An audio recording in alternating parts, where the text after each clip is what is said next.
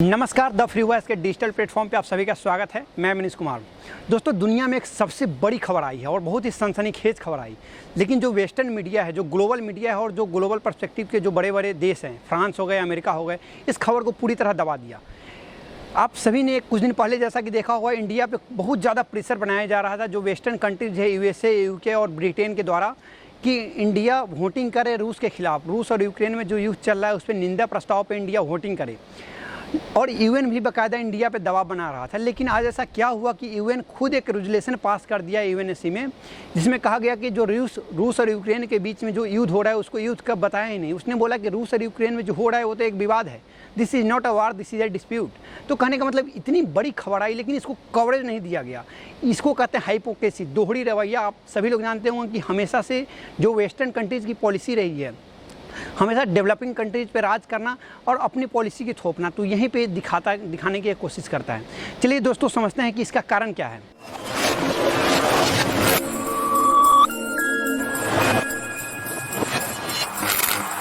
दोस्तों, सबसे पहले इसके दो पहलू हो सकते हैं। एक तो इसमें सबसे ज़्यादा फायदा इस युद्ध से किसको है और सबसे ज़्यादा नुकसान इस युद्ध से किसको है। लेकिन इस समझने से पहले आपको एक महत्वपूर्ण जानकारी आपको दे दें।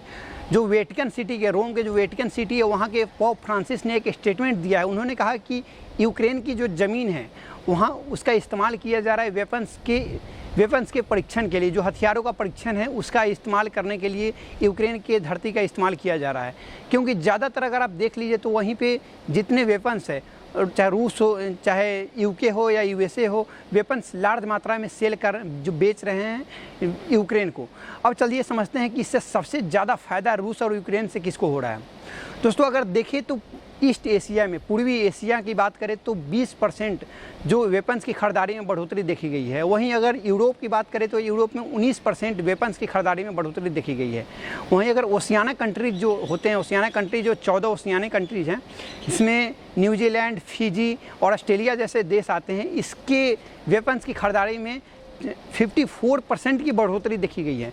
कहीं ना कहीं सभी जो देश हैं वेपन्स की खरीदारी में आगे आ रहे हैं। रूस जब से युद्ध की शुरुआत हुई है उसके अगर बात करें, जो बेचने वाले में, जो सेलिंग में बात करें, जो वेपन्स की सेलिंग सबसे ज़्यादा एक्सपोर्ट करने में जो बढ़ोतरी हुई है उसमें अमेरिका सबसे अव्वल नंबर पे है। अमेरिका का जो वेपन्स मार्केट में 32% से 39% की बढ़ोतरी देखी गई है जब से युद्ध की शुरुआत हुई है। वहीं अगर दूसरे नंबर पे फ्रांस की स्थान आती है। फ्रांस के जो वेपन्स मार्केट है उसमें 11% की बढ़ोतरी देखी गई है। वहीं अगर चाइना की बात करें तो चाइना के वेपन्स मार्केट में गिरावट दर्ज की गई है, 31% की गिरावट देखी गई है। फिर यूरोप का ही एक देश है जिसका जर्मनी नाम है, जर्मनी के वेपन्स जो एक्सपोर्ट है उसमें भी गिरावट देखी गई है।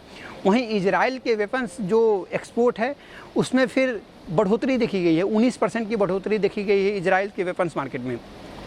अगर पूरे होल ओवर टर्म की बात अगर देखा जाए तो पूरे अगर होल ओवर स्टॉक की बात करें तो 250 से 300% वेपन्स में जो सेलिंग में बढ़ोतरी देखी गई है, उसके प्रोडक्शन से लेकर उसके सेलिंग में एक्सपोर्ट में बढ़ोतरी देखी गई है पूरे होल ओवर अगर टर्म को देखें तो कहीं ना कहीं एक जिस तरीके से एक स्टेटमेंट दिया गया पोप फ्रांसिस के माध्यम से कि जो यूक्रेन की धरती का इस्तेमाल किया जा रहा है वेपन्स के परीक्षण के लिए, सत्य होते दिख रहा है। और इसका सबसे बड़ा नुकसान किसको है, इसको समझते हैं। दोस्तों, सबसे बड़ा नुकसान अगर देखें तो यूक्रेन को ही होते दिख रहा है, क्योंकि दुनिया में इतनी भारी संख्या में जो शरणार्थी विस्थापन कर रहे हैं, जो लोग विस्थापन कर रहे हैं, एक जगह से दूसरे जगह डिस्प्लेस्ड हो रहे हैं। 70 से 80 लाख जो यूक्रेनी हैं वो अपने देश छोड़ चुके हैं। इतना बड़ा विस्थापन कम ही देखने को मिला है पूरे वर्ल्ड में। लोगों का एक जगह से दूसरे जगह जाना, इमिग्रेट होना, और जो वहाँ पे 7,000 से 8,000 लोगों की जान अब तक जा चुकी है पूरे यूक्रेन की बात करें तो। एक ऑफिशियल डेटा इसलिए नहीं कि बहुत सारे जो डेटा अभी भी आ रहे हैं जो रशियन टुडे और यूक्रेनियन न्यूज़ की तरफ से आ रहे हैं, तो यह डेटा एग्जैक्ट नहीं है, लेकिन अप्रॉक्स 6 to 7,000 या 8,000, 6 से 8,000 के बीच में जो सिविलियन की डेथ वहाँ पे मानी जा रही है, यूक्रेन में हुआ है। अगर पूरे वहाँ पे सैनिक की मृत्यु की बात करें तो 10,000 सैनिक मारे गए हैं। यह रूस क्लेम कर रहा है कि यूक्रेन के 10,000 से ज़्यादा सैनिक मारे गए हैं।